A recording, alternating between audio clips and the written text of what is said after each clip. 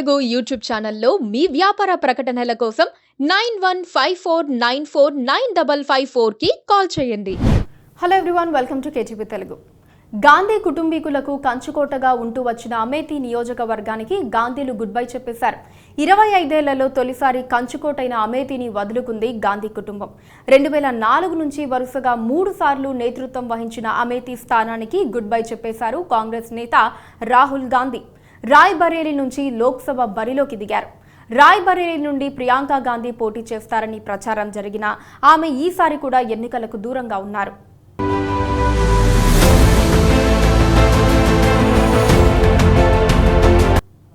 Amethi Roy Bareilly suspense కు super twist తో ముగింపు పలికింది కాంగ్రెస్ అధినాయకత్వం.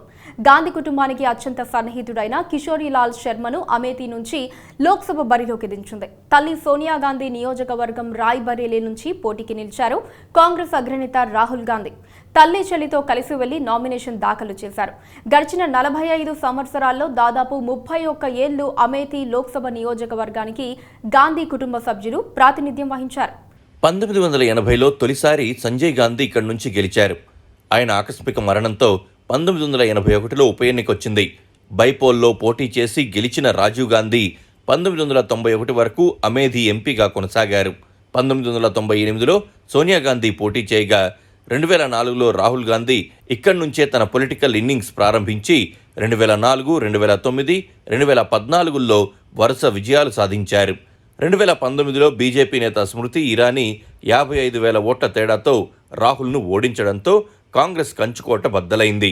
ఈసారి వాయనాడ్తో పాటు అమేథీ నుంచి రాహుల్ గాంధీ పోటీ చేస్తారని ప్రచారం జరిగినా చివరకు గాంధీ కుటుంబానికి చెందని కేఎల్ శర్మకు టికెట్ దక్కింది.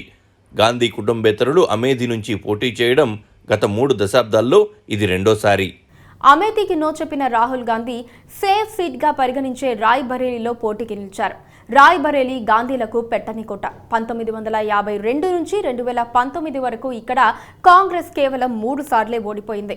తొలుత ఇందిరాగాంధీ భర్త ఫిరోజ్ గాంధీ 1967 నుంచి 80 వరకు ఇందిరాగాంధీ ఇక్కడి నుంచి పోటీ చేశారు. 1977లో మినహా అన్నిసార్లు ఆమె విజయం సాధించారు. 2004 నుంచి రాయ్ బరేలీ ఎంపీగా ఉన్నారు సోనియా గాంధీ. ప్రత్యక్ష ఎన్నికలకు దూరం జరిగి సోనియా రాజ్యసభకు వెళ్లటంతో తల్లి స్థానంలోకి వచ్చారు రాహుల్ గాంధీ. రాయ్ బరేలీలో దినేష్ ప్రతాప్ సింగ్ను నిలబెట్టింది బీజేపీ. ఈయనది కాంగ్రెస్ బ్యాక్గ్రౌండే. 2010, 2016లో హస్తం గుర్తుపై ఎమ్మెల్యేగా గెలిచారు. 2018లో బీజేపీలో చేరారు. 2019లో రాయ్ బరేలీలో సోనియా గాంధీపై పోటీ చేసి దాదాపు 167,000 ఓట్ల తేడాతో ఓడిపోయారు. అయితే 2009 నుంచి రాయ్ బరేలీలో కాంగ్రెస్ ఓట్ల శాతం తగ్గుతూ వస్తోంది. 2009లో సోనియా గాంధీకి 72% ఓట్లు పోలవగా 2019కి వచ్చేసరికి ఓట్ షేర్ 55.8% పడిపోయింది. ఈసారి రాయ్ బరేలీలో రాహుల్ గాంధీ, దినేష్ ప్రతాప్ సింగ్ మధ్య హోరాహోరీ తప్పదంటున్నారు రాజకీయ విశ్లేషకులు. రాహుల్ గాంధీ అమేథీకి నో చెప్పడంపై విమర్శలు ఎక్కుపెట్టింది బీజేపీ. గాంధీ కుటుంబం ముందే ఓటమిని అంగీకరించిందన్నారు కేంద్ర మంత్రి స్మృతి ఇరానీ. డరోమత్ బాగోమత్ అంటూ సెటైర్లు వేశారు ప్రధాని మోదీ.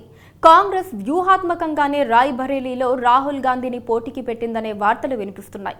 ఇండియా కూటమితో పాటు సొంత పార్టీ నేతలు ఉత్తరాది నుంచి రాహుల్ పోటీ చేయాలని డిమాండ్ చేస్తున్నారు. అలాగే రాజకీయంగా కీలకమైన ఉత్తరప్రదేశ్లో కాంగ్రెస్ ఖాతా క్లోజ్ కాకూడదంటే గాంధీలు పోటీ చేయక తప్పని పరిస్థితి. ఈ నేపథ్యంలోనే సేఫ్ సీట్ రాయ్ బరేలీ ఎంచుకున్నారు రాహుల్ గాంధీ. వయనాడ్, రాయ్ బరేలీ 2 చోట్ల గెలిస్తే రాయ్ బరేలీ ఎంపీ స్థానానికి ఆయన రాజీనామా చేస్తారని, ఉప ఎన్నికల్లో చెల్లెలు ప్రియాంక వాద్రాను బరిలోకి దించుతారని చెబుతున్నాయి కాంగ్రెస్ వర్గాలు.